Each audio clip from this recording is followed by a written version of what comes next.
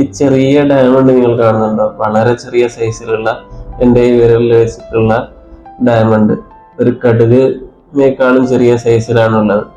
അപ്പോൾ ഈ ചെറിയ ഡയമണ്ടിന്റെ മേലെയും 57 കട്ടിങ് ഉണ്ടാവും.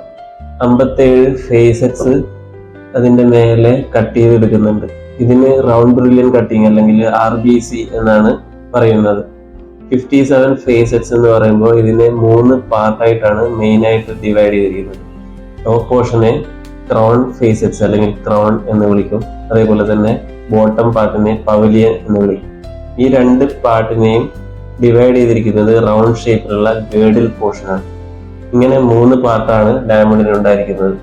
ഇതിൽ ടോപ്പ് ക്രൗൺ ഫേസറ്റ്സിന് ഡിഫറെന്റ് ഫേസറ്റുകൾ ഉണ്ടായിരിക്കുന്നതാണ്. അതിൽ 33 ഫേസറ്റ്സ് നമുക്ക് കാണാൻ സാധിക്കും. പിന്നെ അതേപോലെ തന്നെ ബോട്ടം പവലിയൻ പോർഷനിൽ 24 ഫേസസ് ആയിരിക്കും ഉണ്ടായിരിക്കുന്നത്.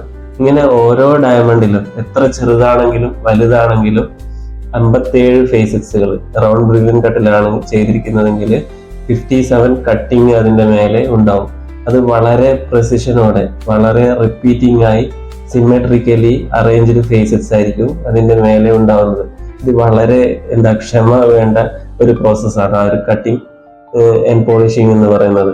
അതേപോലെ വളരെ ക്ലിനിക്കൽ പ്രെസിഷനോട് കൂടി അത് ചെയ്യണം. എന്താണെന്ന് വെച്ചാൽ ആ ഒരു കട്ടിങ്ങിലെ ആ ഒരു പ്രൊപ്പോർഷനും ആംഗിളും ഒക്കെ കൃത്യമായി വന്നാൽ മാത്രമേ ആ ഡയമണ്ട് ആ രീതിയിൽ ഷൈൻ ചെയ്യുകയുള്ളൂ. അതിന്റെ ബ്യൂട്ടി ഫുള്ളായിട്ട് പുറത്തു തരണമെങ്കിൽ ആ കട്ടിങ് വളരെ പ്രിസൈസും പെർഫെക്റ്റുമായിരിക്കണം.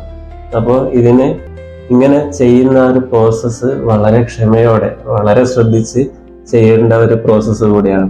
അങ്ങനെ നോക്കിക്കഴിഞ്ഞാൽ നമ്മൾ ഈ റൗണ്ട് ബ്രില്യൻ കട്ട് ചെയ്ത് നോക്കിക്കഴിഞ്ഞാൽ കൃത്യമായ ആംഗിളിലും കൃത്യമായ പ്രൊപ്പോർഷനിലും കട്ട് ചെയ്തിരിക്കുന്ന ഫേസറ്റുകൾ കാണാൻ സാധിക്കും. ഇനി ഡയമണ്ടിന്റെ ഏറ്റവും ടോപ്പിൽ കാണുന്ന വലിയ ഫേസറ്റിനെ ടേബിൾ ഫേസറ്റ് എന്നാണ് വിളിക്കുന്നത്. ഇനി താഴെ വരുന്ന ആ ഒരു ടിപ്പിനെ ക്യൂലെറ്റ് എന്ന് പറയും.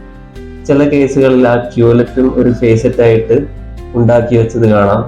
അപ്പോൾ ആ ഒരു ഡയമണ്ടിൽ 58 ഫേസറ്റ്സ് വരും. പക്ഷേ ഐഡിയൽ കട്ടിങ് എന്ന് പറയുന്നത് ക്യൂലെറ്റ് പോയിന്റഡ് ആയിട്ട് ചെയ്യുന്നതാണ്. അപ്പോഴാണ് അതിന്റെ ഒരു ബ്രില്യൻസ് നമുക്ക് കാണാൻ സാധിക്കുന്നത്. ഇങ്ങനെ ഐഡിയലി പെർഫെക്റ്റ് ആയിട്ട് കട്ട് ചെയ്ത ഡയമണ്ടിൽ ലൈറ്റ് പാസ് ചെയ്യുന്ന സമയത്ത് ടോട്ടൽ ഇന്റേണൽ റിഫ്ലക്ഷൻ പോലുള്ള പ്രോസസ് മെക്കാനിസം ഒക്കെ നടന്നിട്ടാണ് നമുക്ക് ഡയമണ്ടിന്റെ മാക്സിമം ഷൈനിങ് കാണാൻ സാധിക്കുന്നത്.